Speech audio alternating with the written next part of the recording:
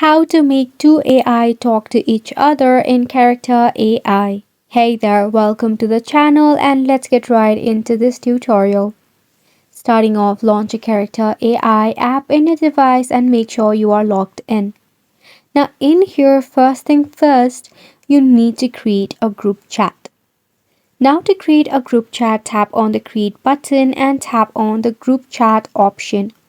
Here you will see the option of add characters. In the search bar, you can go ahead and search for the character that you wish to add in this group chat. You can add as much as character that you wish for.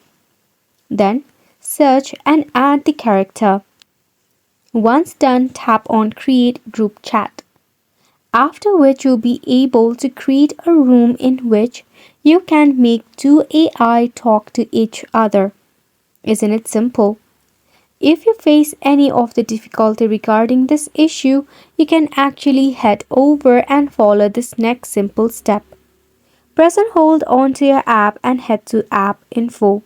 From here, tap on the Force Stop button and OK.